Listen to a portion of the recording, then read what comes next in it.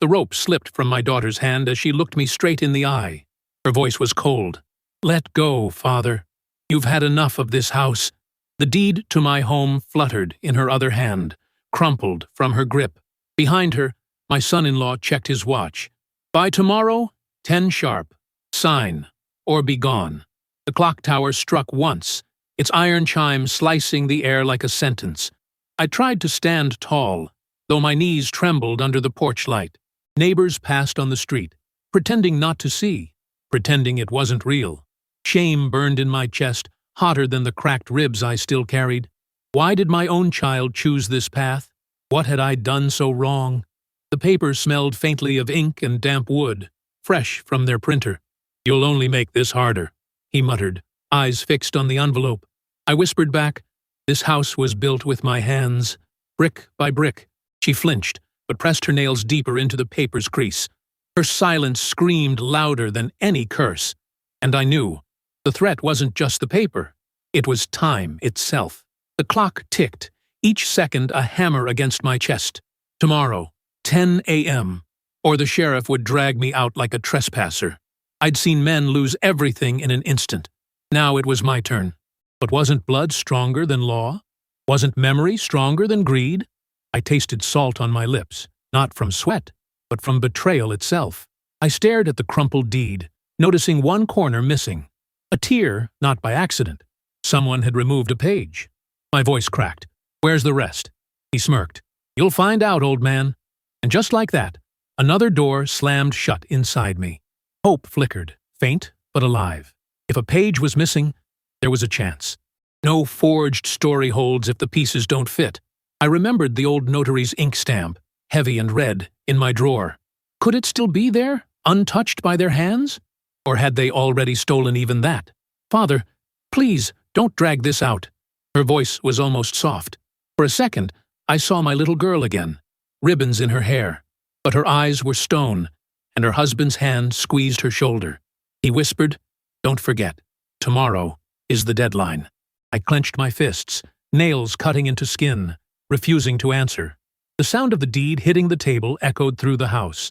I smelled dust rise from the wood, sharp and dry in my nose. That table had seen birthdays, prayers, and family meals.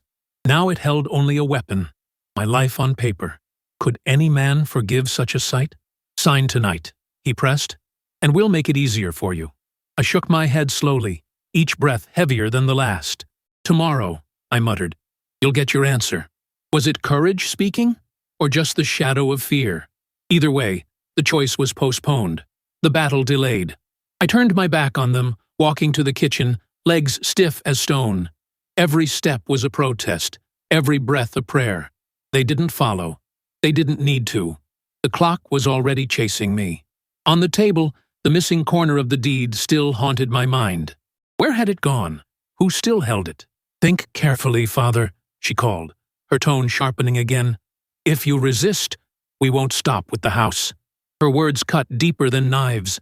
Threats against more than walls, more than land.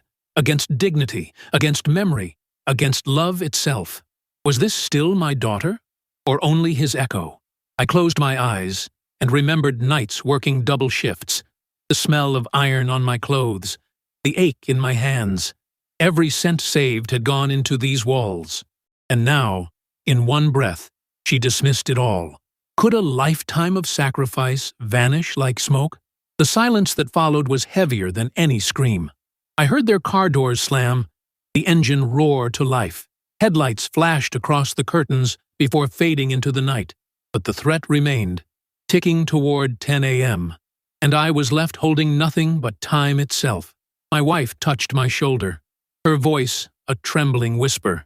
"They'll be back, and they won't wait." I looked into her eyes, searching for strength I barely held. She nodded toward the drawer, toward the stamp I had hidden. "Tomorrow," she said, "you'll need proof, not hope." Her words steadied me, but only for a moment. For outside, a shadow lingered near the mailbox. I saw him strike a match, the brief flare lighting his smirk.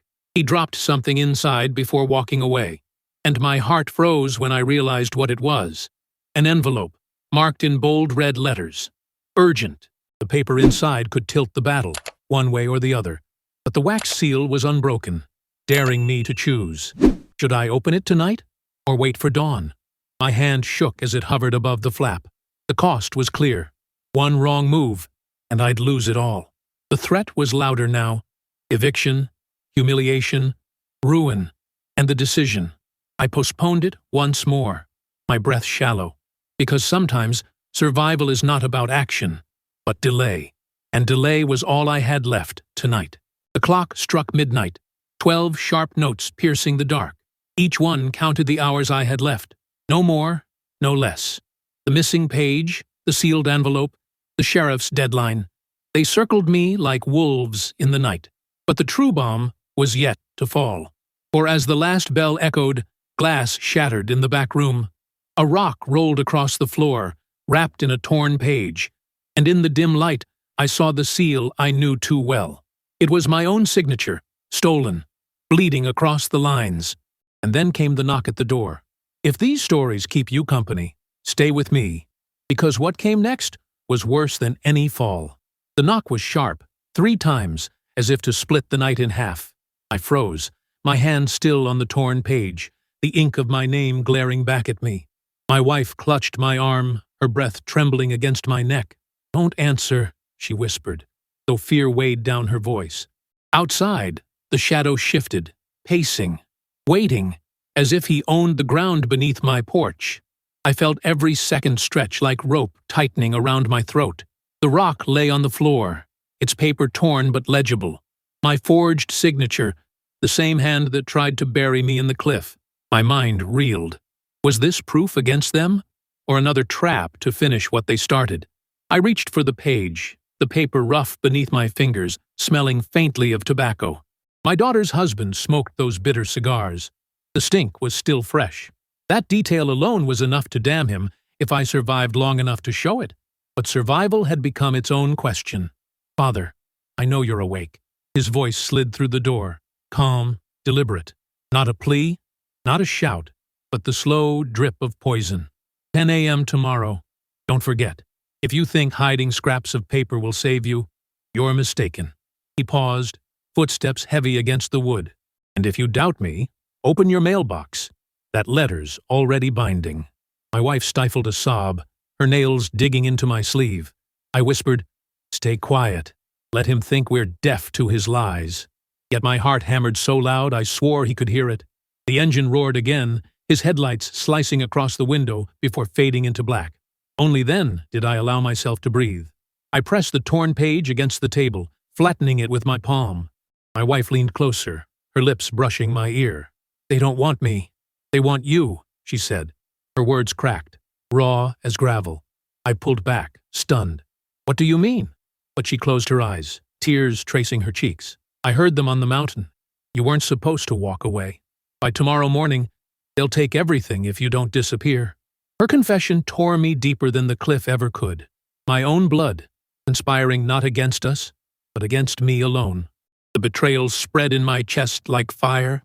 "Why me?" I demanded, though my voice was barely more than breath. She shook her head. "You kept the books. You held the deeds. Without you, the house is theirs. With you alive, they can't claim a penny." It made sense in the cruelest way. My very survival was the obstacle. And suddenly I saw my cracked ribs, my broken breath, not as accident, but as deliberate design. The envelope on the table caught the light again, its red wax glistening like blood. I hesitated, then tore it open, each rip loud in the silence. Inside were official letters, stamped with the county seal. They claimed I had already transferred ownership to her name, dated last Monday at 10:15 a.m., a time when I lay in a hospital bed, chest-wrapped, lungs barely working. How could I sign when I couldn't even hold a pen? My pulse raced as I shoved the page toward my wife. "Forgery," I spat. "They're rushing to make lies official." She nodded, fear widening her eyes. That was the first payoff. Clear proof that I wasn't mad, that the trap was real. But proof alone couldn't save me. Not without the missing pieces. The forged signature, the stamped letter, the deed with its torn corner. 3 broken fragments of a truth they wanted buried. Would any judge listen? Or would I be laughed from the room like a senile fool? The clock read 1:30 a.m., and I already felt time slipping through my fingers. Tomorrow loomed like a hammer above my head. "You can't go to the courthouse alone," my wife urged. "They'll twist everything before you speak." I wanted to believe her fear was only love, but doubt gnawed at me. Hadn't she stood silent on that mountain while I fell? Or was her whisper tonight the first crack in her obedience to them? My chest ached, torn between trusting her and suspecting her. "Then who's left?" I asked bitterly. She lowered her eyes, ashamed. "The notary. If the stamp is still hidden, it proves their copies are false." Her words pointed back to that old drawer, the one I had ignored for years. I crossed the room, each step creaking under my weight, the house itself groaning with me. The drawer stuck as always, its lock rusted, but still intact. I pulled harder, and it yielded, the metal squealing in protest.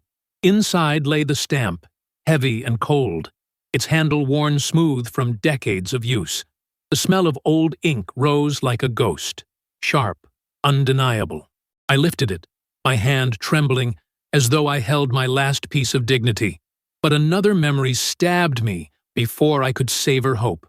10 years ago, I had stayed up 3 nights straight, hunched over these very papers, balancing debts, saving every dime to keep this roof over her head.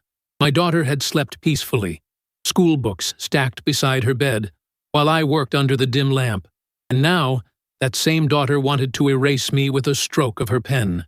I staggered back, the weight of sacrifice and betrayal crushing me more than any fall from a cliff. The sound of a car door outside jolted me. My heart lurched. Could he be back already? I crept to the curtain, peering through the sliver. A different car, smaller, older, headlights dim, the mail carrier's vehicle. At this hour, I stepped onto the porch, the night air damp with the smell of rain. The box rattled as I opened it, and another envelope stared back at me. This one sealed with blue ink, not red. My fingers shook as I tore it open beneath the porch light. Inside was a warning, typed, unsigned. "Don't trust the Monday deadline. They're moving sooner." My breath caught. So the 10 a.m. threat was a mask, an illusion to keep me waiting while they acted before dawn. My wife gasped as she read over my shoulder. It means she didn't finish. She didn't have to. Every second until sunrise had just grown heavier. I folded the letter and tucked it into my shirt pocket, close to my chest, where no one could steal it. Anger burned through me now, fiercer than fear. I slammed the mailbox shut, the metal clang echoing down the street. How dare they think me too blind, too weak to fight? Yet helplessness clawed me in the same breath. 2 people, my own blood, and her chosen man, against one weary body. What weapon did I really hold? Beyond scraps of paper and fading strength, I clenched the blue letter, telling myself it was enough. Was it? Or was I lying to survive the night? "Come inside," my wife urged, her voice softer now. I followed her, though the house felt less like shelter and more like a cage. The torn page lay still on the floor where the rock had landed, its edges curled, its ink glistening faintly. Proof and danger, side by side. I bent to pick it up, and for an instant, I thought I saw movement at the window. But when I turned, only darkness stared back. Was paranoia my enemy now? Or had they truly stationed eyes on me all night? The weight of choice pressed harder than ever. Show the fragments tomorrow and risk being mocked as a senile fool? Or wait for the sheriff to arrive and prove me powerless? Both paths stank of loss. And yet, a postponed decision was all I had. "We'll hold until dawn," I told her. My voice sounded steadier than I felt. She nodded, though her eyes betrayed the same doubt gnawing mine. The night stretched before us, long and merciless. I sat at the table, the stamp, the torn page, and the forged letter spread like cards in a crooked game. My ribs ached, each breath shallow. The house creaked, as if listening. The deadline of 10 a.m. mocked me, knowing its true face had already shifted. And then, from the back door, the knob rattled. Once, twice, slowly. My blood iced. Someone was already inside the yard. The whisper of my wife cut through the silence. "It's them. They're not waiting till morning." My hand closed around the heavy notary stamp, the cold iron pressing into my palm. I stood, facing the door, heart pounding against bone. The knob turned again, harder this time, and the wood shuddered under the pressure. I raised the stamp like a weapon, though it was only a tool. And then, from the darkness beyond, came her voice, my daughter's, steady, cruel, and close. "Open up, Father. We finish this tonight." Her voice slid through the cracks of the wood, low and certain, carrying no trace of hesitation. I stood frozen, gripping the stamp tighter, the iron biting into my palm. My wife clung to my arm, her breath shallow, urging silence with her eyes. The knob rattled again, harder, until the whole frame shook. I thought of the cliff, the fall, the way her hand had once held mine as a child, trusting me completely.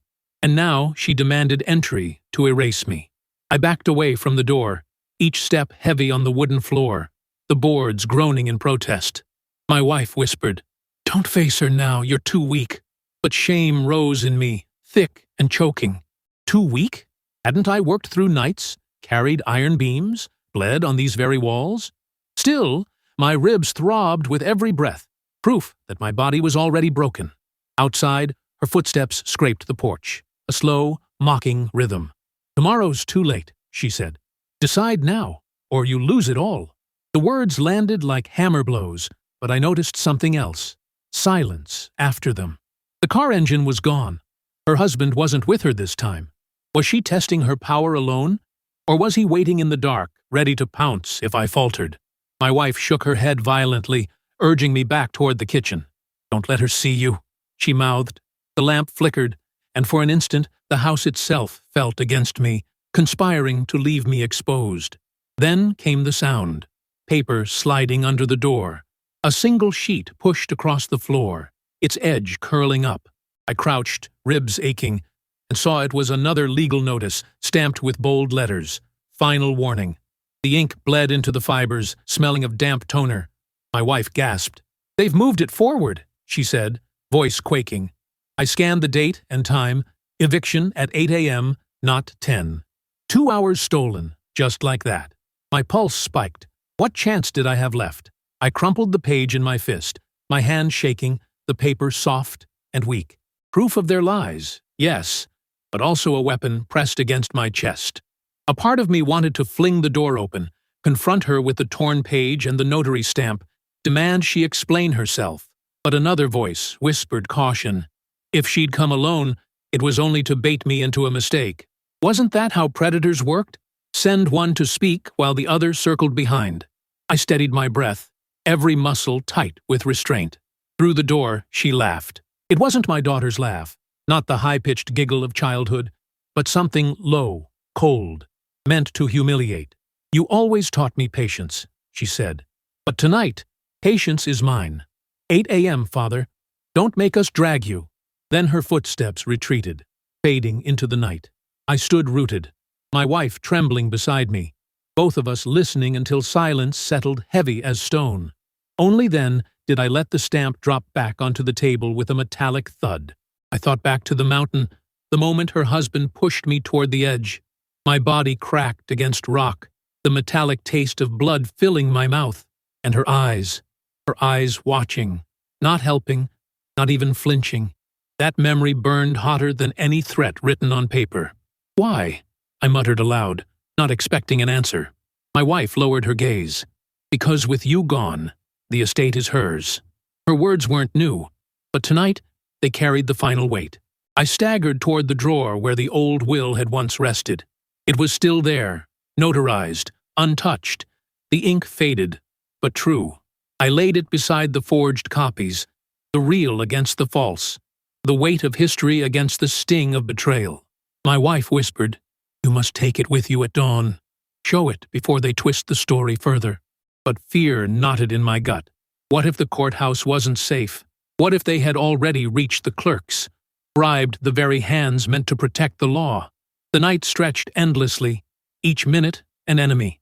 I tried to rest, lowering myself into the chair, but every creak of the house jolted me awake. My wife dozed for moments at a time, jerking awake whenever the wind shook the shutters. At 3 a.m., the clock struck, the sound echoing like a judge's gavel. I stared at the pile of papers, wondering which would save me and which would bury me deeper. The smell of old ink still clung to the air, sharp and accusing. Dawn's first light crawled through the curtains, pale and cold. My ribs burned with every breath as I stood, gathering the documents, original will, forged copies, the torn page, the blue-lettered warning. My wife packed them into a folder, her hands trembling so much the pages nearly slipped. "Don't let go of this," she said, pressing it into my chest. Her eyes searched mine, desperate. "It's all that stands between us and the street." Her voice cracked on the last word, and my heart ached with helplessness. The walk back to town was slow, every step a reminder of broken bones and broken trust. The morning air was damp, smelling faintly of wet soil and smoke from chimneys. My wife walked beside me, silent, her shawl drawn tight. Neighbors glanced at us, some nodding in pity, others turning away as if betrayal was contagious. I wanted to shout my truth in the street, hold up the papers and demand they all see. But pride kept me silent, and shame pressed heavier on my back than any sack of bricks I ever carried. We reached the square as the clock tower struck 7. 1 hour before the false deadline, 2 before the true.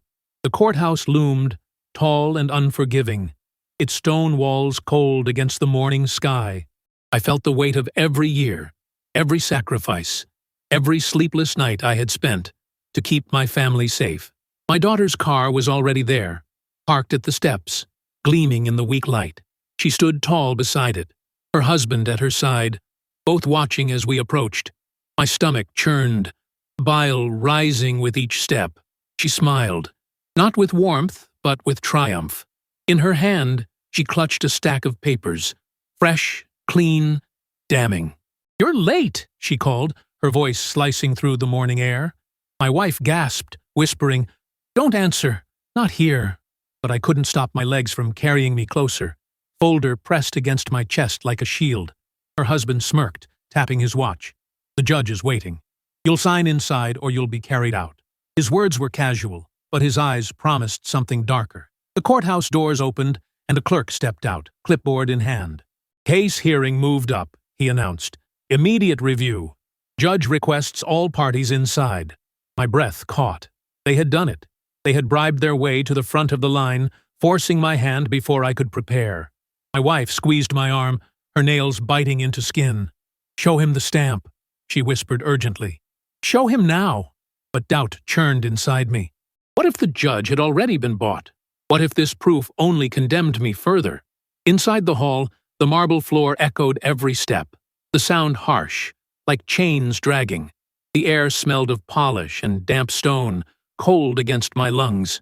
My daughter walked ahead, head high, as if leading me to execution. I clutched the folder tighter, feeling the edges of the papers dig into my ribs.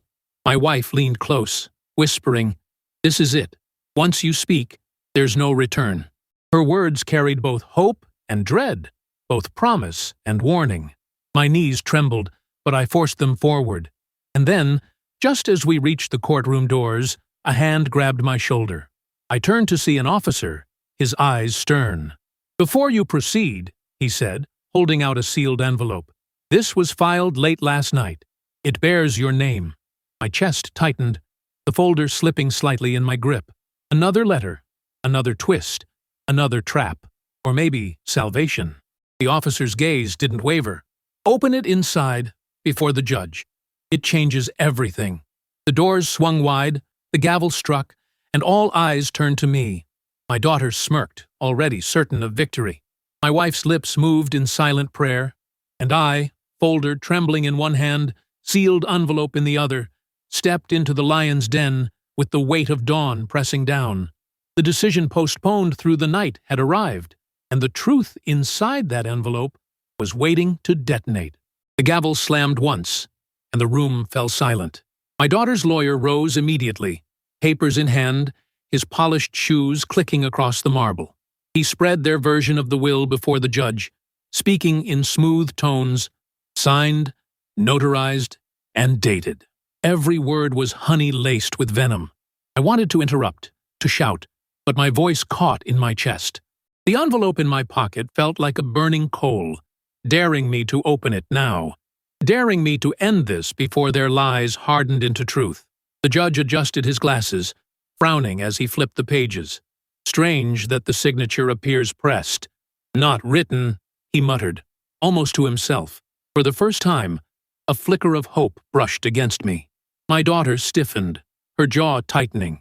Her husband leaned close to her ear, whispering fast, his hand gripping her arm with the same force he once used to shove me toward the cliff. I gritted my teeth, remembering the rocks biting into my ribs, the taste of blood thick on my tongue. Would I taste it again today? I took a step forward, my folder pressed to my chest, when suddenly the clerk's phone rang. A sharp, shrill sound cutting through the air like a blade. He answered quickly, his face shifting from neutral to alarmed. "Yes, sir. Understood," he stammered, hanging up without explanation. He leaned to the judge, whispering something urgent. The judge's brow furrowed. "Proceed carefully," he warned the room. My wife squeezed my hand, her fingers icy cold. "It's them," she whispered. "They're interfering even here." And I knew she was right. I forced myself to speak, though my voice cracked like old wood.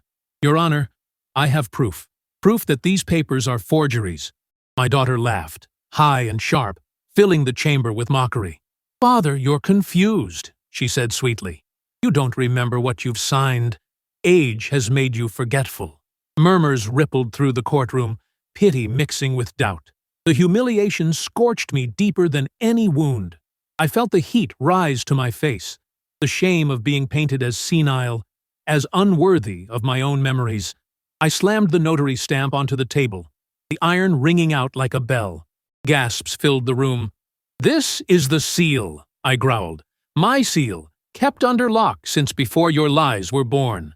The judge leaned forward, studying the worn handle, the faded ink stains on its base.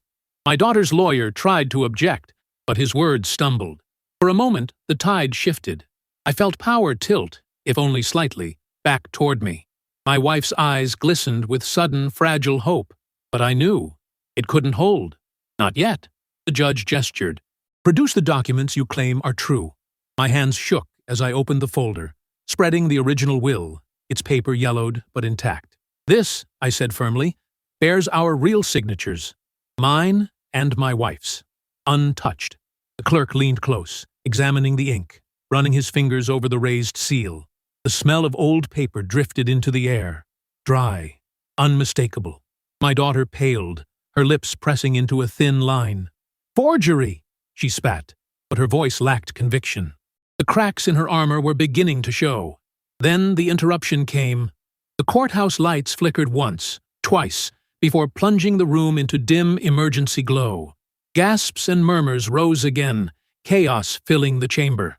I heard hurried footsteps outside, then the door burst open. A man I didn't recognize stepped in, clutching a phone. He strode directly to the judge, handed it over, and whispered something urgent.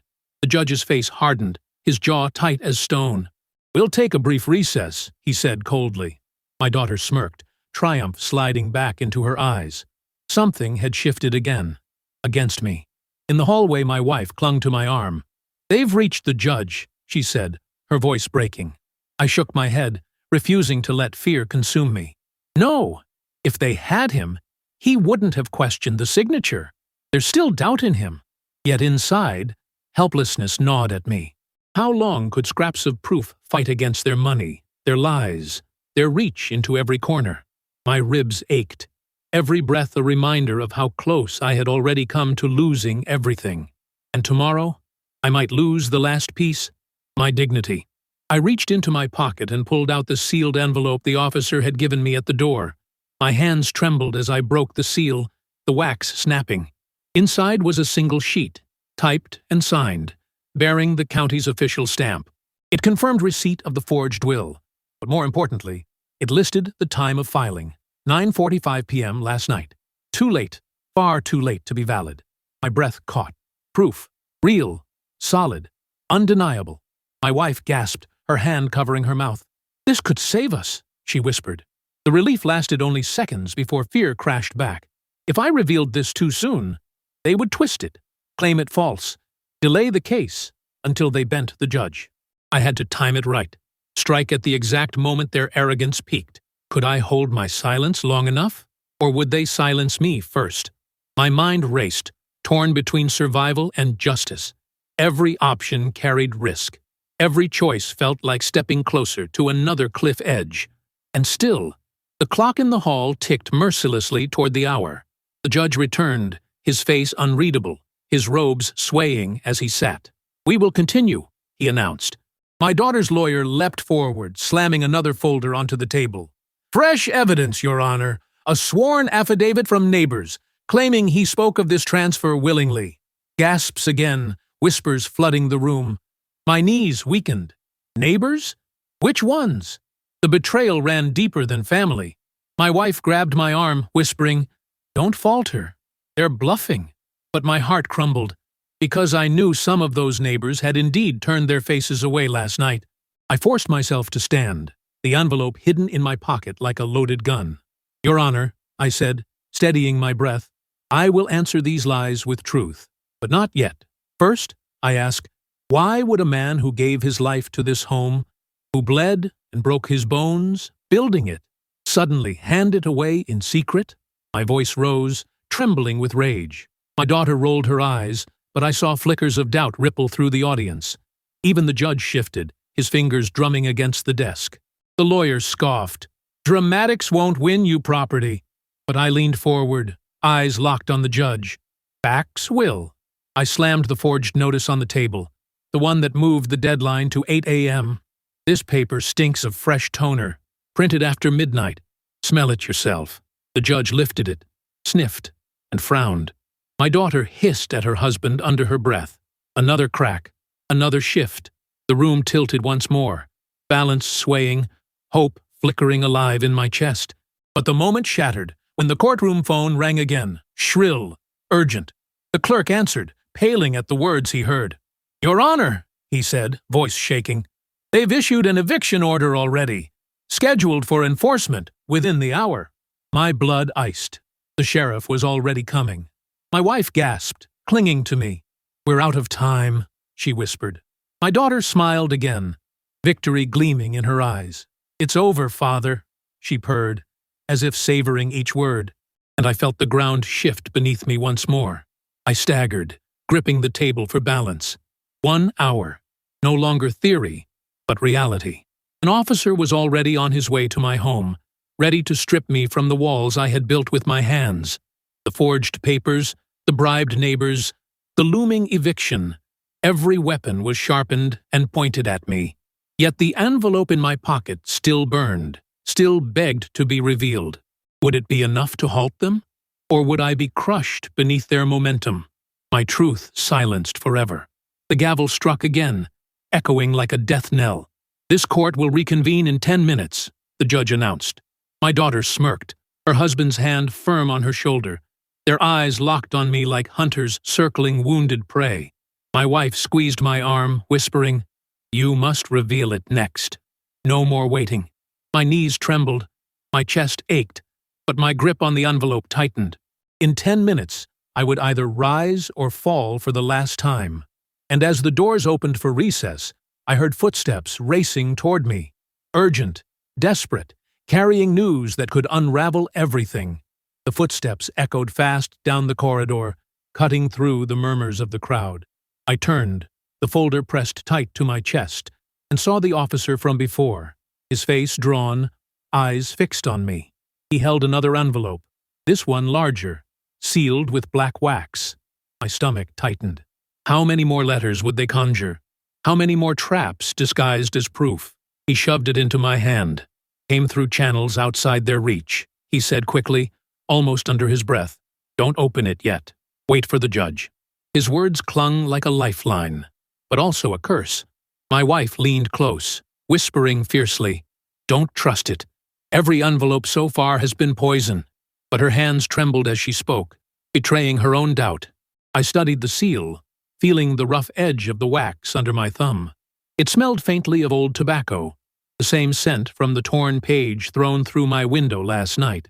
Coincidence or warning? My daughter's laugh carried from the other end of the hall, sweet and cruel, floating like smoke. 10 minutes, Father," she sang. And then it's all gone. Every word pressed against me like a blade. I moved to a corner, away from the crowd, the envelope heavy in my hands.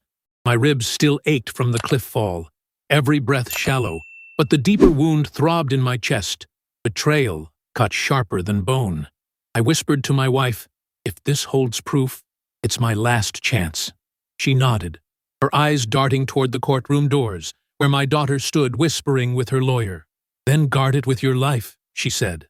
Her words felt less like advice and more like prophecy. When the judge returned, the gavel struck, summoning silence. My daughter's lawyer rose again, voice smooth as oil, presenting the affidavit from the neighbors. "He spoke of gifting the house," he repeated, louder this time, pushing the words into the air like nails. I gritted my teeth, my hands trembling as I slid the black-sealed envelope onto the table. Gasps rippled through the room. My daughter's smile faltered for the first time. The judge leaned forward, eyes narrowing. "What is this?" he demanded. I broke the seal slowly, the wax snapping with a dry crack that echoed. Inside were not one but several pages, brittle, yellowed, marked with official stamps. My breath caught. They were letters of debt, signed decades ago, proof of the nights I worked double shifts, loans repaid penny by penny to keep the roof above us. And at the bottom, notarized in red ink, a record. My name cleared. My ownership absolute. My wife gasped, her hand flying to her mouth. My daughter's face drained of color, her lips parting without sound. "This," I said, my voice breaking but loud, "is my life on paper.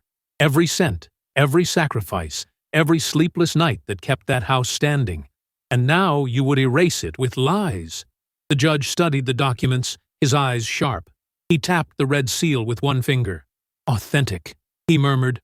The lawyer stumbled, papers slipping from his hands. My daughter's gaze darted wildly, fury rising to replace fear. "Where did you get that?" she demanded. Her voice cracked, the mask slipping. Her husband slammed his fist on the bench, his voice hard. "This doesn't change the deadline. 8 a.m. The sheriff arrives. Papers or no papers, he'll throw you out." The words hit like a hammer. A tangible threat, undeniable, hanging above me. My wife's face paled, her body trembling against mine. "We can't fight the sheriff," she whispered. My knees weakened, but I forced myself to stand straighter. "Then we stall him," I said through clenched teeth. The decision was postponed again. Fight in the courthouse, or hold until the officer came. The judge raised his hand, silencing the uproar. "This evidence cannot be ignored, but the sheriff's order is outside my immediate reach." My daughter smirked, her confidence slithering back. "Then it's settled," she purred. "He'll be gone before noon." Her husband nodded, smug, as if the gavel itself were already theirs. Rage burned hot in me, threatening to swallow reason. I wanted to scream, to curse her name, but I knew rage without proof would bury me faster. I bit my tongue until I tasted blood, the metallic sting grounding me. The clerk approached the bench, whispering something urgently to the judge. His face tightened. "We have little time," he said flatly. "This case will resume after eviction is executed or stayed." Gasps filled the room. It meant the outcome of my life hinged not on truth, but on the ticking of the clock. 8 a.m., less than an hour away.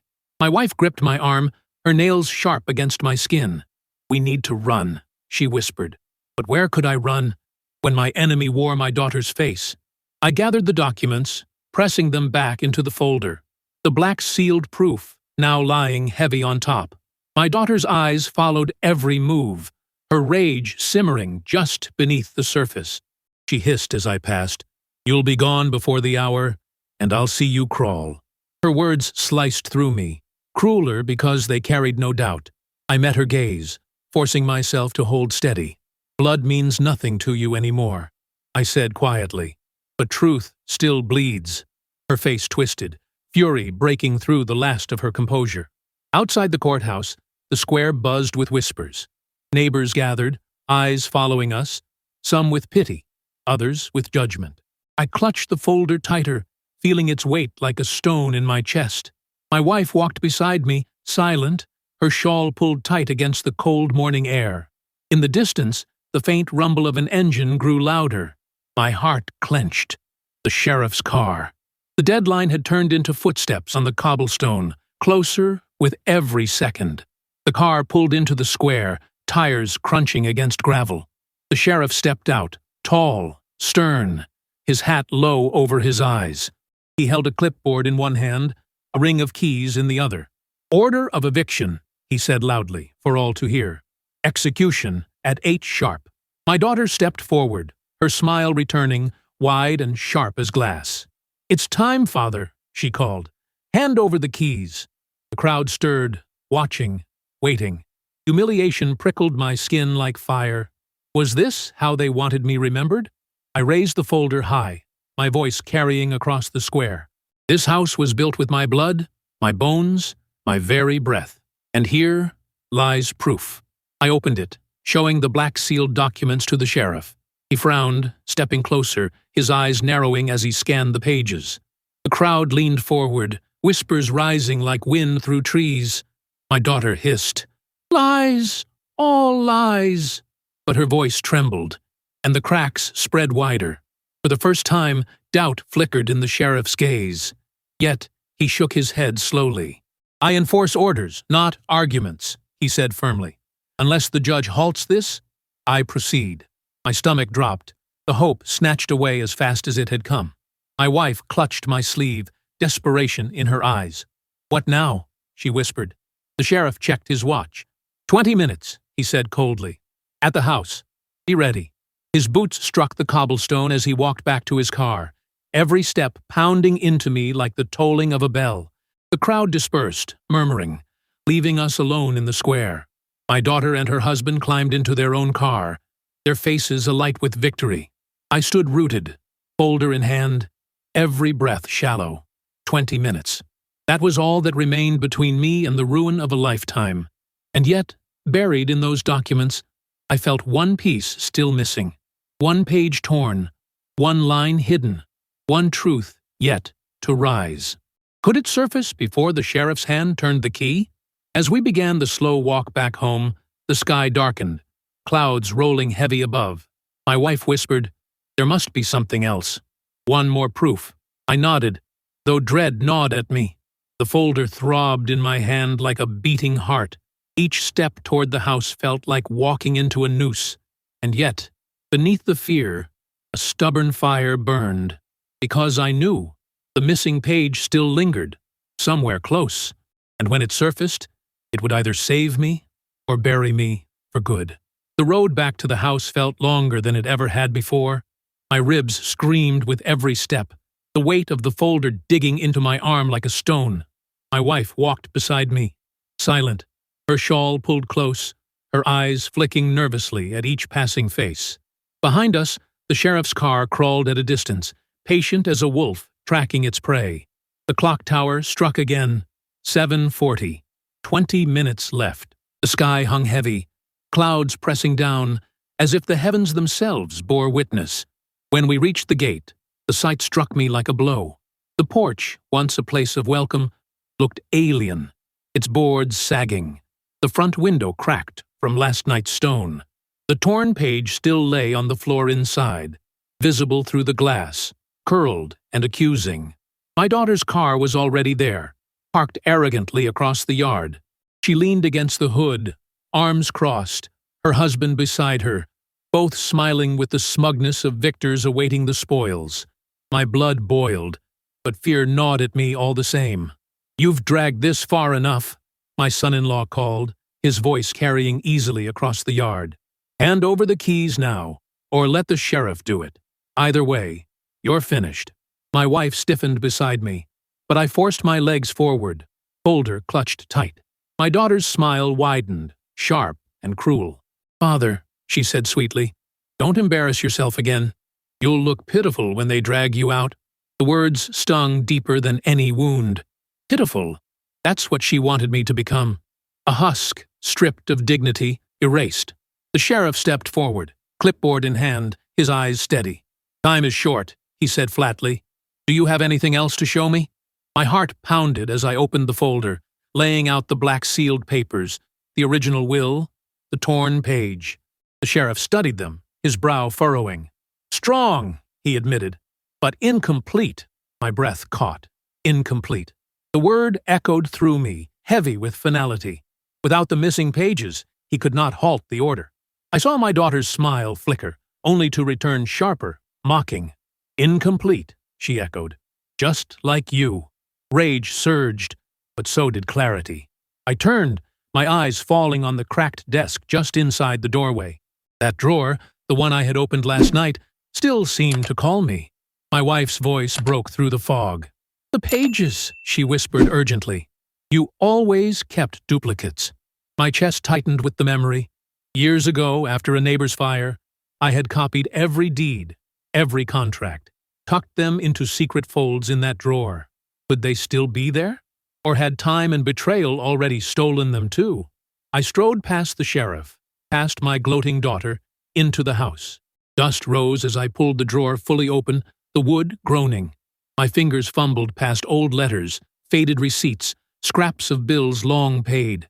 And then I felt it. A thin stack of pages, folded, brittle with age. My breath caught as I drew them out.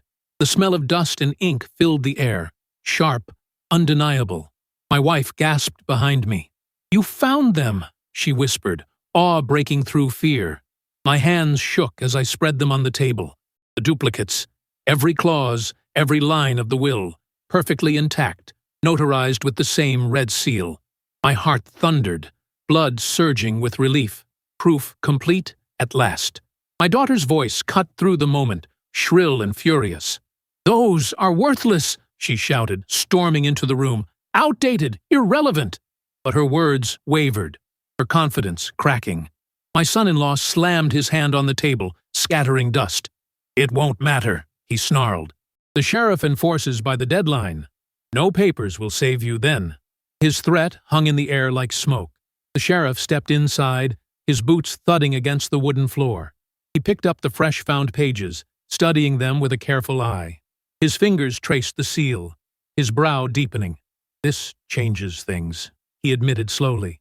My daughter's face twisted in fury. "You can't listen to him!" she shrieked. "He's confused, broken, desperate." The sheriff's gaze hardened as he looked at her.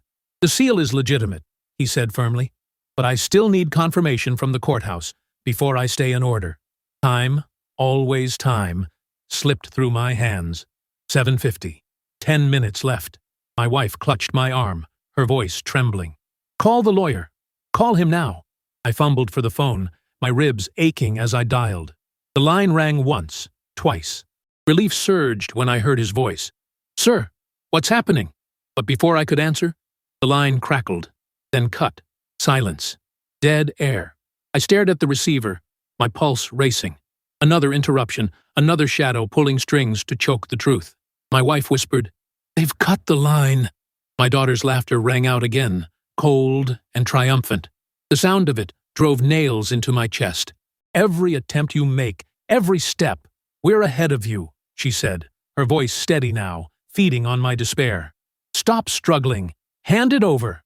I clenched the phone so hard my knuckles burned. "You will not erase me," I growled, though doubt whispered in the cracks of my mind. Would my words mean anything when the clock struck? My son-in-law smirked, tapping his watch. 8 o'clock, old man. You're out. His confidence felt unshakable, a mountain looming above me. The sheriff glanced at his own watch, then at me. "I'll wait until the last minute," he said evenly. "But if I don't hear from the courthouse by 8, I must proceed." My chest tightened, breath shallow. The missing pages lay on the table, proof solid and undeniable, yet powerless against the machinery of time. My wife squeezed my hand. "Hold on," she whispered fiercely. "Something will break," but her eyes betrayed fear, a fear that mirrored my own. My mind spun. What more could I do? Then a knock rattled the back door. 3 sharp strikes. The room froze. My daughter's eyes flicked to her husband, his face tightening. The sheriff frowned, hand on his holster. My wife clutched my arm, whispering, "Who would come now?" I stepped toward the sound, heart pounding. The air smelled faintly of smoke, the wood creaking under my feet. Another knock, harder this time, urgent. I pulled the door open, And there, breathless, stood the clerk from the courthouse, papers clutched tight in his hands. His voice was hoarse, words tumbling out. The judge, he's seen the filings. He ordered me to deliver this before the hour. Do not let them throw you out. He thrust the papers into my hands, his grip firm. My wife gasped, her body trembling against mine. My daughter's face twisted in rage, her husband stepping forward, fury blazing in his eyes. "What is that?" he demanded, but his voice shook. I held the fresh seal high, the clerk's words echoing through the room. "Confirmation," I said. "The order is contested." The sheriff scanned the document quickly, his eyes widening as he read. "This halts eviction until full review," he said firmly. Gasps filled the room. My wife wept quietly, relief breaking through her fear. My daughter shrieked, her voice raw. "No, this isn't over. You can't stop us."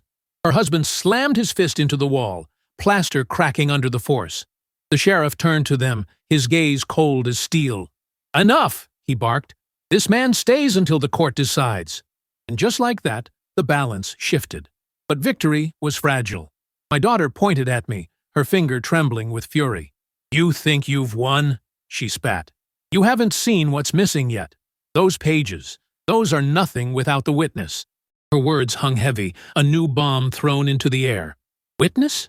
My breath caught, my mind racing. What witness could she mean? My wife gripped my arm tighter, her eyes wide with sudden fear. "She knows something else," she whispered. And I realized the battle had only just begun. The sheriff gathered the papers, tucking them into his folder. "The court will reconvene tomorrow," he said, his tone final.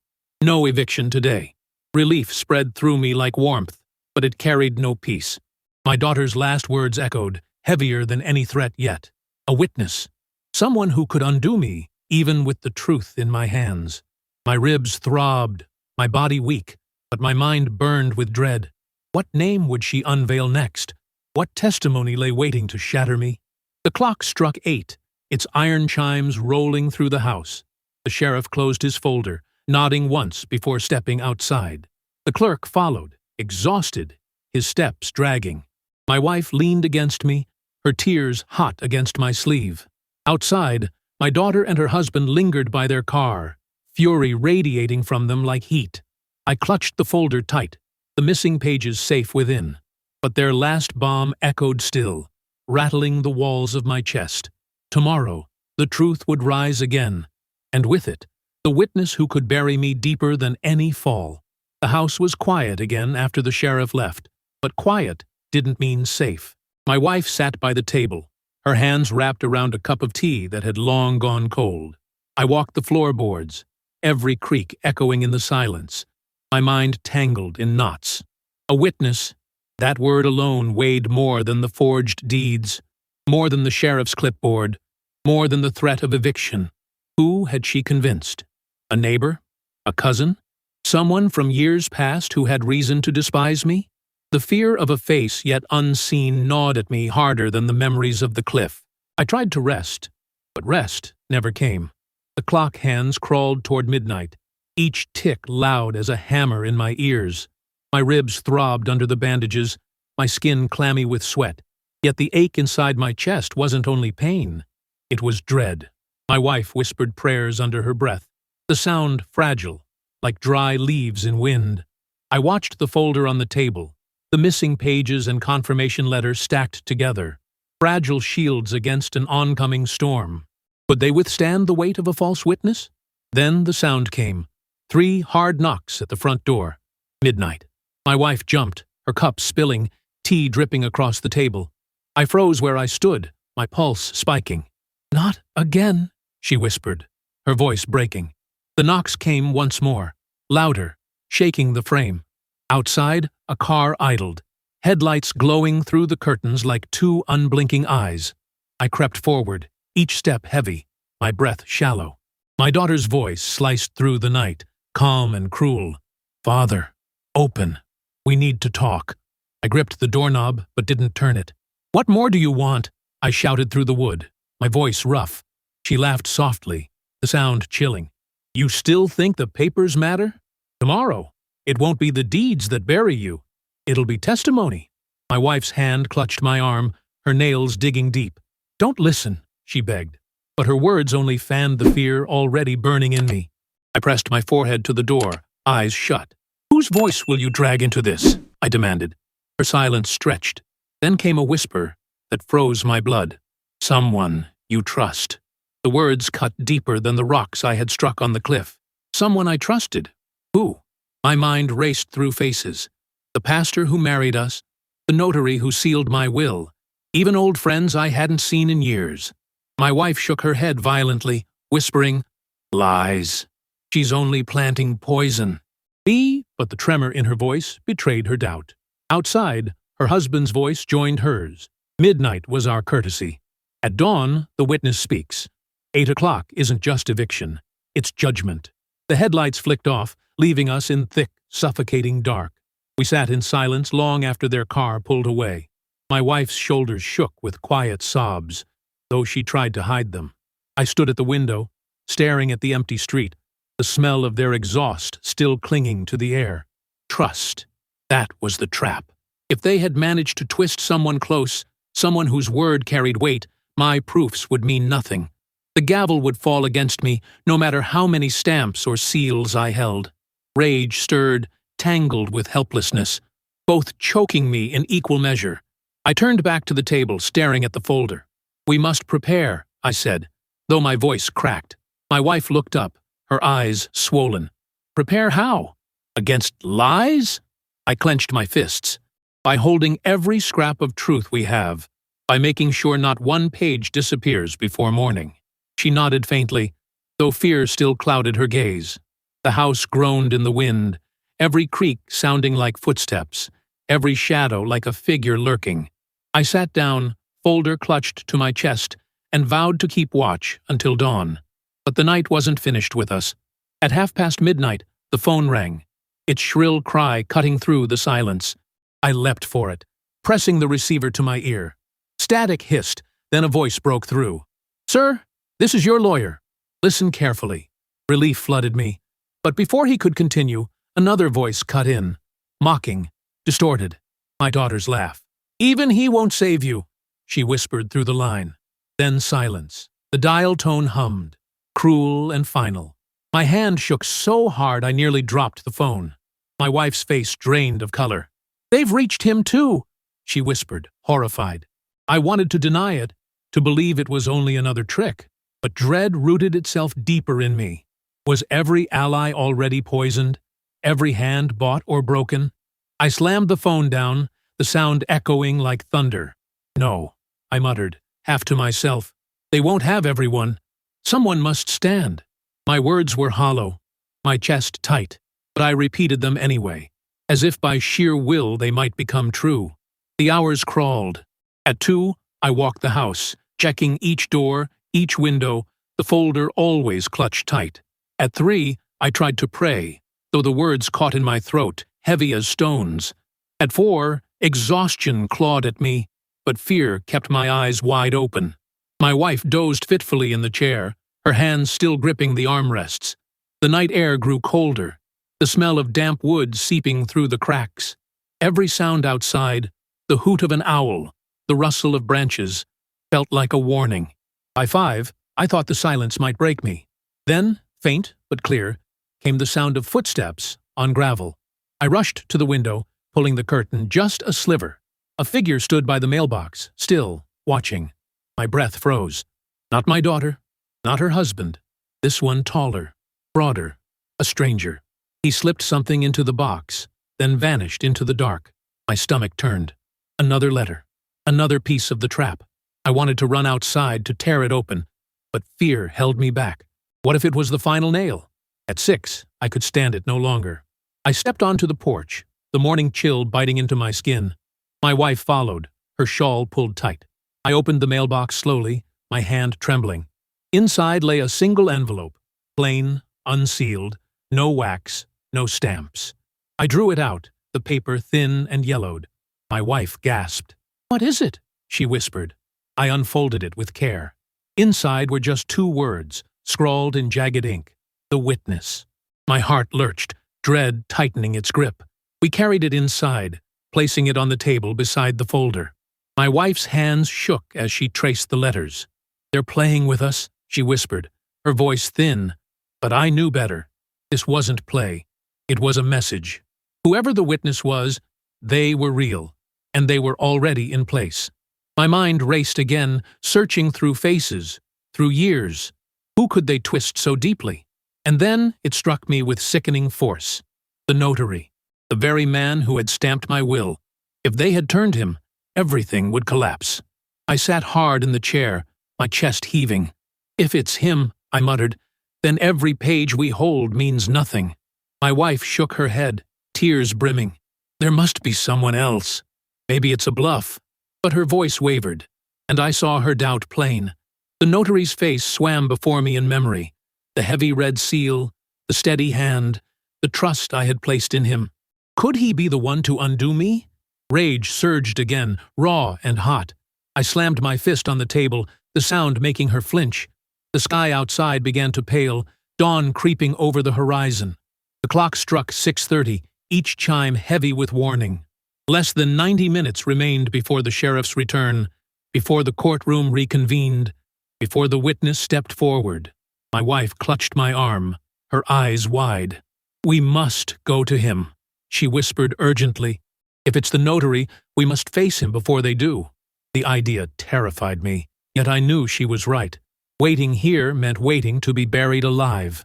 I rose slowly, my body aching, the folder tucked tight under my arm. "Then we go," I said, though my voice trembled. My wife nodded, pulling her shawl closer. Together we stepped toward the door, the dawn light spilling through the cracks. Outside, the world seemed too still, too watchful. My daughter's threat echoed in my ears. At dawn, the witness speaks. My ribs throbbed with every breath, my hands slick with sweat. And as I turned the key in the lock, a new sound cut the silence. Another knock, sharp and urgent, this time from the back door. My wife gasped, clutching my arm. "Who? Now?" she whispered. My chest tightened, dread clawing higher. The folder pressed hard against my ribs, the weight of truth and lies both crushing me. The knock came again, harder, rattling the frame. I turned slowly, breath shallow, every nerve on fire. Dawn had barely broken, and already the fight had come back to my door. With trembling hands, I reached for the handle, knowing the next face I saw could be savior or witness. The knock at the back door thundered through the house, rattling the glass panes as if demanding entrance not with hands, but with judgment. My wife clutched my arm, her breath ragged, whispering for me not to open. Yet I felt the pull of inevitability, as though the night had already chosen this path. My ribs ached as I steadied myself, folder pressed against my chest, and turned the handle. The door swung wide, and there stood the courthouse clerk again, sweat on his brow, papers clutched, eyes darting. "They're moving fast," he said urgently. "The witness has already been summoned. You have less than an hour." He stumbled inside, collapsing against the table, scattering the envelopes we had gathered. My wife rushed to close the door, bolting it shut, while I steadied the clerk with one arm. His hands trembled as he handed me a slip of paper. The ink was still wet, smelling sharp, acrid, undeniable. My eyes scanned the words. "Affidavit. Signed testimony to be presented at 8 a.m. My throat tightened. It was already official. The witness would not be a rumor, but a weapon with teeth. My wife's face went pale, her lips trembling as she whispered, "It's true." The clerk wiped his brow, glancing nervously at the window. "I risked much to bring you this," he said hoarsely. "But you must know. It names someone close, someone tied to your own papers." His words cut sharper than any blade. "Someone tied to my papers." The notary's face loomed again in memory, the steady hand that had stamped my will decades ago. My wife shook her head, refusing the thought. "No, he's honest," she insisted, though fear betrayed her eyes. I sank into the chair, the paper trembling in my grip, my heart hammering with dread. I pressed my forehead into my palms, the ache in my chest almost unbearable. If the notary stood against me, every proof I held would be stripped bare, called counterfeit, erased by his word. Years of sacrifice. Dust. The sheriff's boots. already echoing in my mind. My wife's hand rested on my shoulder, warm but shaking. There must be something hidden, something they don't know. Her voice cracked, fragile yet fierce. I lifted my head, my gaze drifting to the old desk again, the drawer I had once pried open, but never fully explored. A drawer that had whispered secrets for decades. I rose with effort, ribs stabbing with every breath, and crossed to the desk. My wife followed close, her shawl brushing my arm. The clerk watched with wide eyes as I pulled the drawer fully open, shoving aside papers and letters. Dust rose thick in the air, dry, sharp, making me cough. My fingers scraped against wood, and then I felt it. A ridge, a panel not flush with the frame.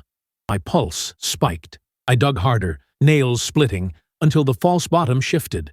A narrow compartment slid open with a hollow groan, revealing a bundle wrapped in cloth. I pulled it free, my hands trembling.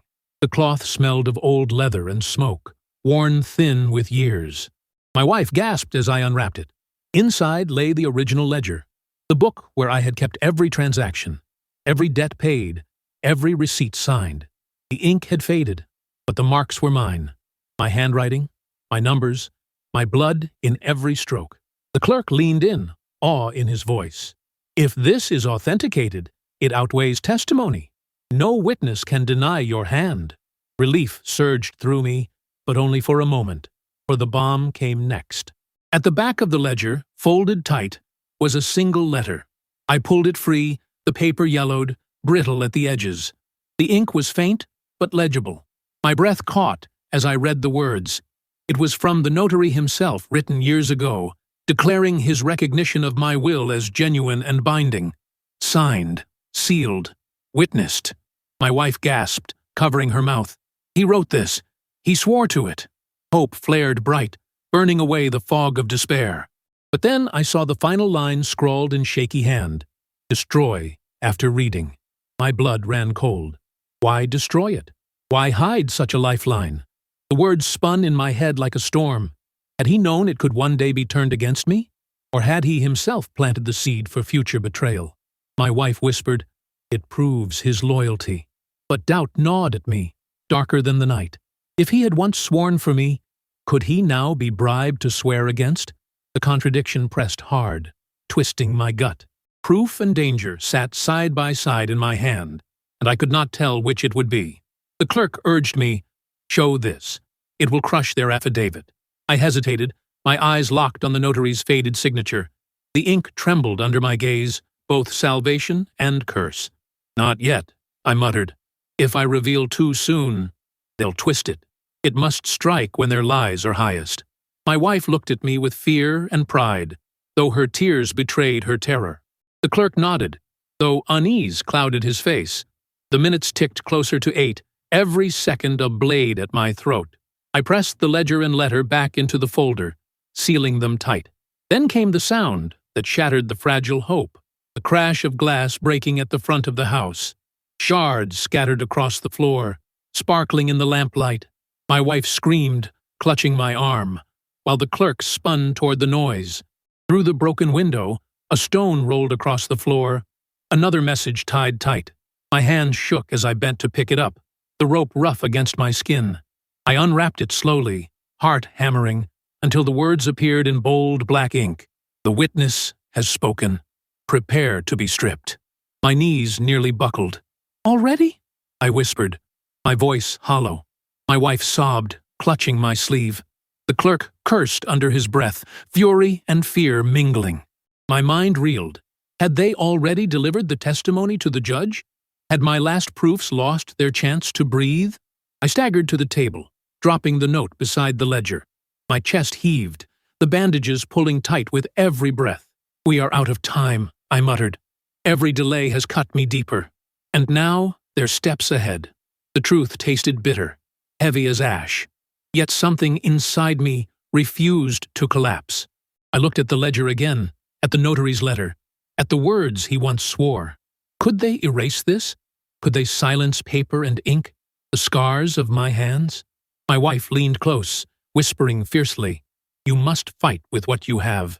Don't let their lies drown you." Her voice trembled, but her eyes glistened with fire. I nodded slowly, the fear still heavy but tempered by resolve.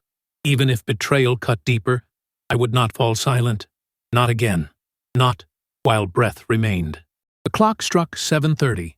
The sound like cannon fire through the house. 30 minutes left. The sheriff's car would soon return, his keys ready, his clipboard heavy with orders. My daughter would be waiting, her husband smirking, both savoring the final blow. The witness's words already floated like a shadow over me, ready to crush everything I held, and yet, clutched in my hands, the ledger and letter glowed like fragile light in darkness. One chance, one strike left to make.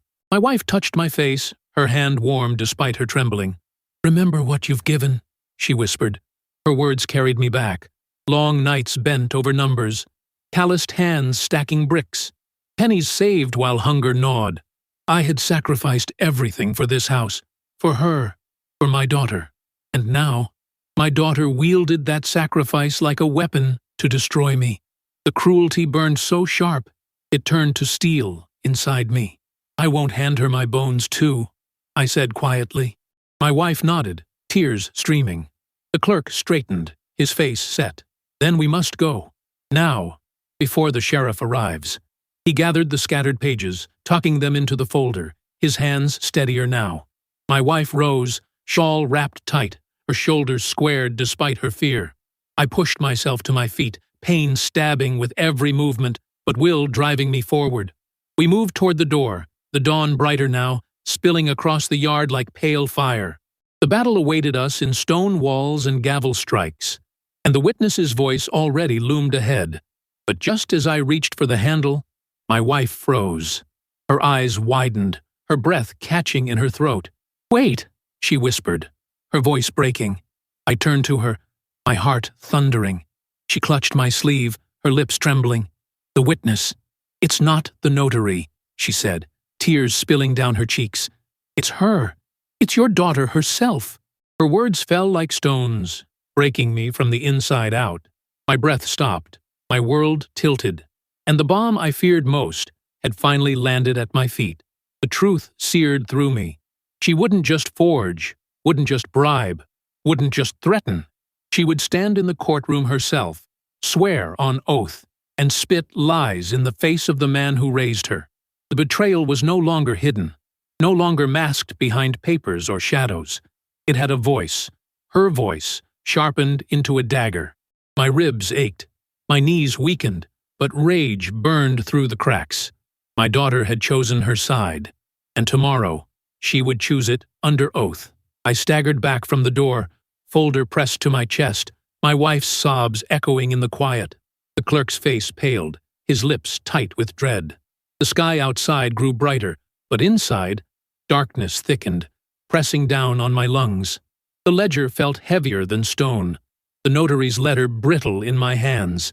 Nothing could stop her mouth when it opened before the judge. Nothing but one last proof, hidden deeper still. My gaze drifted back to the drawer, the false compartment, the shadows that had not yet spoken. Somewhere inside these walls, the final secret still waited. And I knew. I had only until 8 to find it.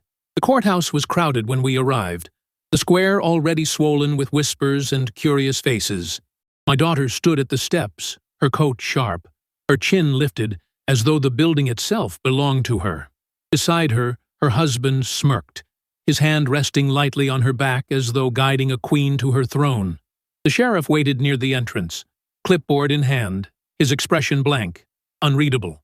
I clutched the folder to my chest, my ribs aching with every breath. The clock tower chimed 7:50. 10 minutes until everything unraveled. Inside, the air was heavy, thick with polish and stone, the echo of footsteps sharp as blades. The clerk guided us to the chamber, his face pale, his eyes darting to me with silent urgency. My wife walked at my side, her hand tight around my arm, her shawl brushing my wrist like a tether. I could feel the weight of every eye on me, some filled with pity, others with doubt. My daughter led the way, her heels striking the marble like a drumbeat of war. "This will end today," she said coldly. Her words sank deep, but I kept walking. The judge entered, his robe dark, his face lined, his eyes sharper than before. He lifted the gavel and struck it once. "Court is in session," he announced. My daughter's lawyer rose immediately, flourishing a sheaf of papers. "We present sworn testimony," he declared, his voice smooth as silk. He laid the affidavit on the bench, the seal gleaming red. "The witness confirms the transfer was deliberate, consensual, and binding." The room stirred, whispers rising like wind through trees. My stomach twisted, bile sharp in my throat. The witness's name would come next. "State the witness," the judge commanded.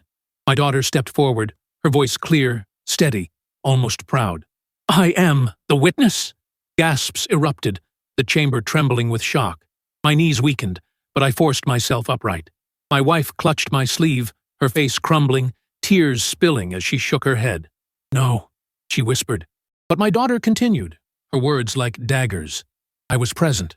I saw him sign. I confirmed this transfer was his will." Her eyes met mine, cold, unflinching. And in that moment, the last thread of family between us snapped. Rage seared through me, hot, blinding.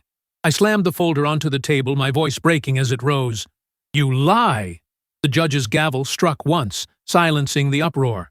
My daughter's lawyer smirked, calm as a predator. He is confused, frail, clinging to scraps. She stands clear-headed, certain. Whose word weighs heavier, Your Honor? The question was poison, designed to humiliate. I looked around the chamber, at the murmurs spreading like fire, and shame cut deeper than the cliff ever had. But shame gave way to something stronger. Proof still beat in my chest. I opened the folder, laying out the original will, the black-sealed confirmation, the ledger pulled from the hidden drawer. "This is my life," I said, my voice steady now. "Every penny, every breath, every stroke of ink is mine. And here," I raised the letter from the notary, faded but true. "Here is his hand, swearing this will was sealed and binding long before their lies were born." The judge leaned forward, his eyes narrowing as he studied the papers. The audience quieted, tension tightening the air. My daughter's face flushed, her lips pressed tight. Her lawyer stepped forward quickly, desperate now. "Outdated! Irrelevant!"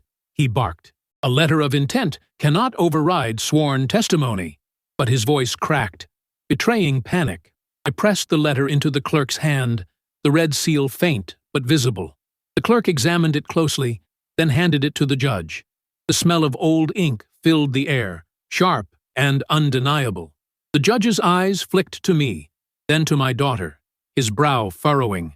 "This is legitimate," he said slowly. A ripple ran through the chamber, hope flaring, then trembling. My daughter stepped forward, her voice rising, desperate. "He doesn't remember.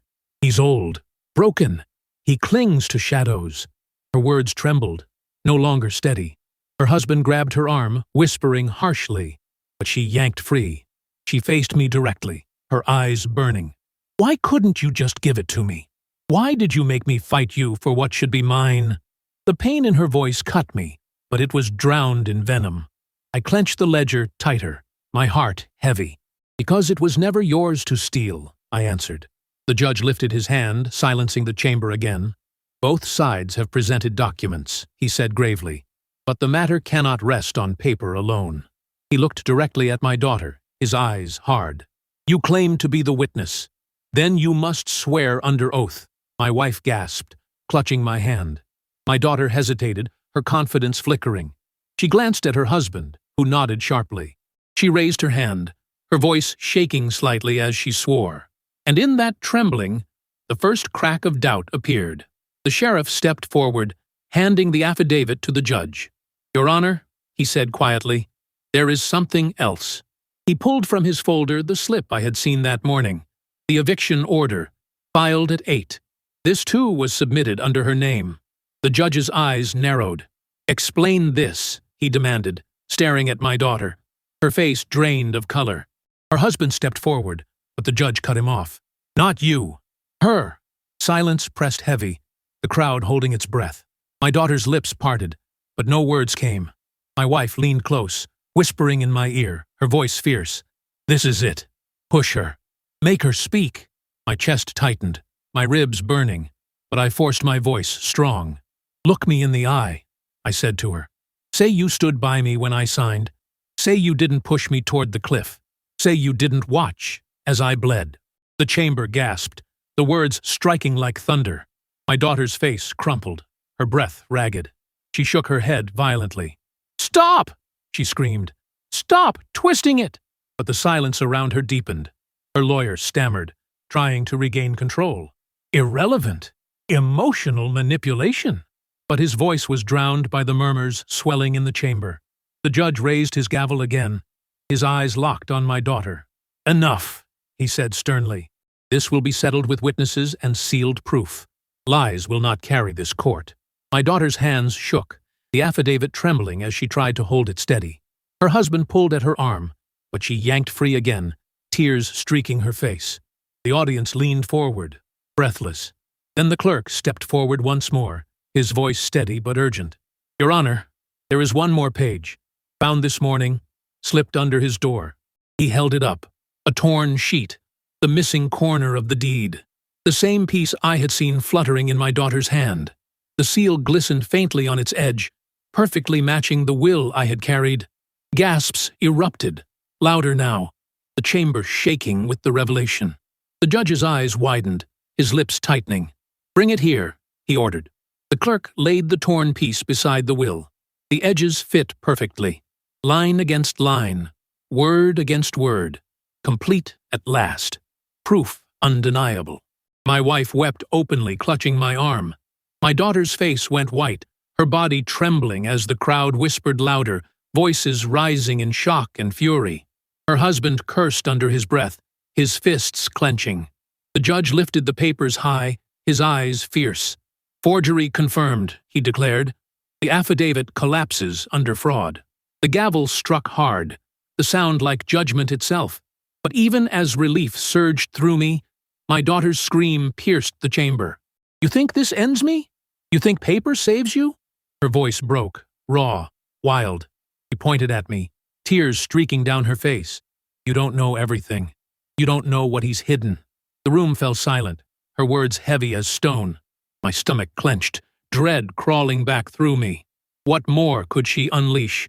What secret still lay buried? The judge frowned, his gavel raised to silence her. But the damage was done. A new shadow had entered the room. The sheriff moved toward her, hand on her arm, but she pulled back, her eyes blazing. "He's not innocent," she spat. "Ask him about the night he locked that drawer. Ask him what he kept hidden even from her." She pointed at my wife, her finger trembling, her words venomous. Gasps spread again, confusion rippling through the crowd. My wife turned to me, eyes wide, her face pale. "What does she mean?" she whispered, her voice breaking. My chest tightened, my breath catching. I had no answer ready. The judge's gavel struck again, silencing the uproar. "This court will recess," he said sharply. His eyes bored into me, searching. The audience murmured, the whispers swelling. My wife's grip on my arm trembled, her eyes locked on mine, demanding answers I wasn't ready to give. My daughter was dragged back, her screams echoing through the chamber, and I stood in the center, folder clutched tight, the missing pages now whole, but the room thick with suspicion. The bomb had landed, and it had my name written on it. The chamber was still humming with whispers when the gavel struck again, calling us back. I stood, stiff from the long recess, folder heavy in my arms. My ribs throbbed with every breath, but the ache in my chest wasn't only pain. It was the weight of accusation. My daughter had planted her poison before being dragged away, and now every eye seemed to burn with questions. My wife's gaze was the worst of all, sharp, wounded, demanding an answer I couldn't yet give. The judge's voice cut through the murmurs. "This hearing will resume." The sheriff entered first, leading my daughter and her husband back into the chamber. Their faces were pale but defiant, her chin lifted, his jaw clenched. The crowd pressed closer, eager for blood, whether mine or theirs. My wife clutched my sleeve, whispering, "Stand strong. Truth is still yours." I wanted to believe her, but the echo of my daughter's words gnawed at me. What had she seen, or thought she'd seen, in that drawer? Could a fragment of my own past, Innocent once, now be twisted into a weapon? The judge leaned forward, his eyes stern. Forgery is proven, he declared, but allegations remain. Before final judgment, this court must examine every claim. He motioned to the clerk, who placed the completed will and the torn deed before him. These documents confirm ownership. Yet the words spoken in this room cannot be ignored.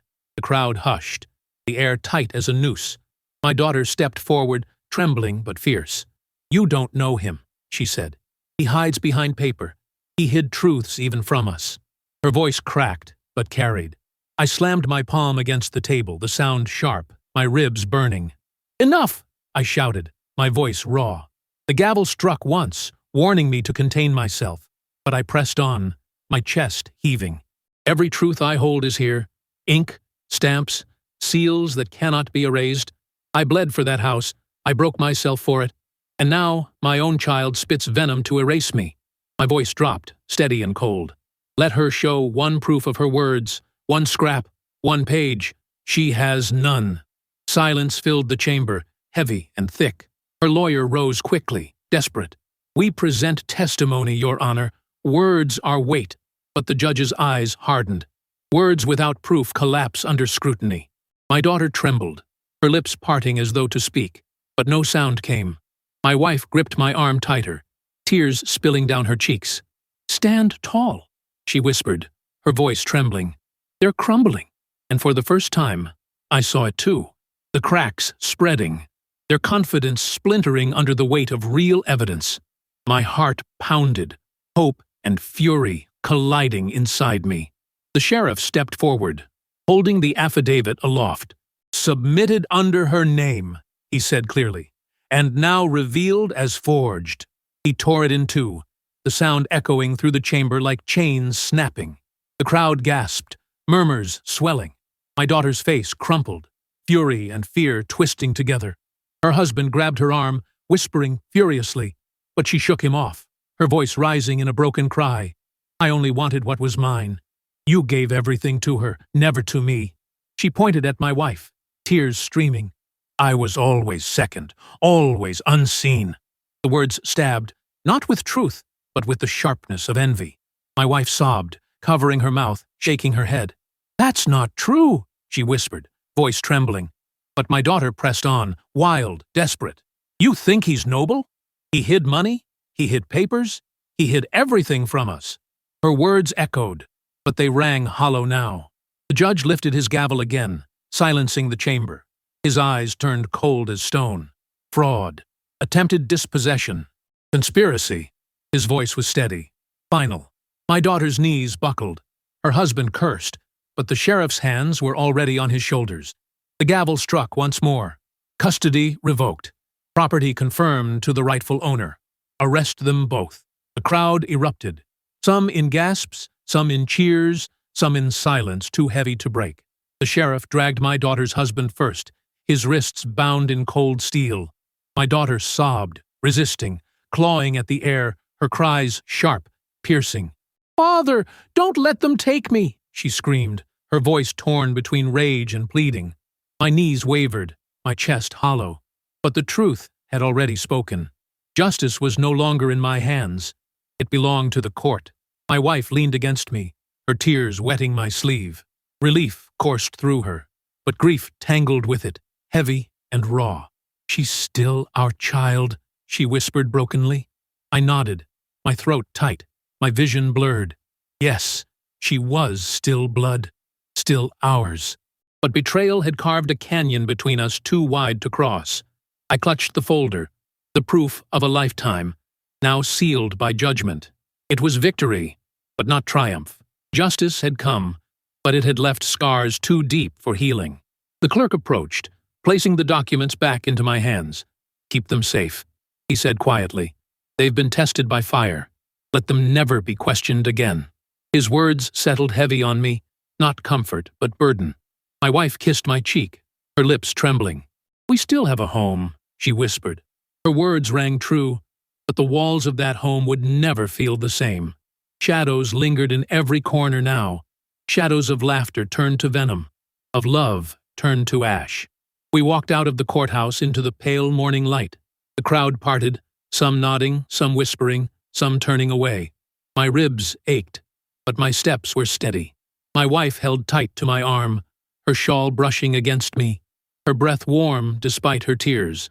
The sheriff's car roared away behind us, carrying the broken remains of what was once family. My daughter's cries echoed faintly, swallowed by the distance, but they would never leave my ears. The square felt colder than stone. At home, I laid the folder on the table, spreading the pages once more. The ink, the seals, the stamps, all intact, all mine. My wife sat across from me, her eyes red, her hands folded. "We are safe," she said softly, but her voice wavered. "Safe, yes. Whole, no."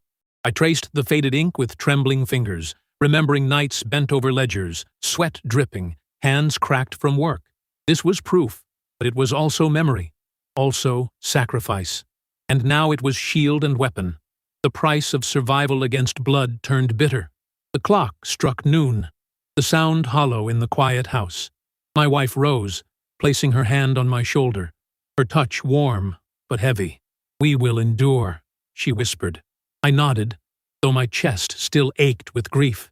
My daughter's absence echoed louder than her presence had ever done. My wife moved to the window, pulling the curtain aside. The light streamed in, soft, golden, touching the papers on the table. For the first time in days, it felt like more than judgment. It felt like survival.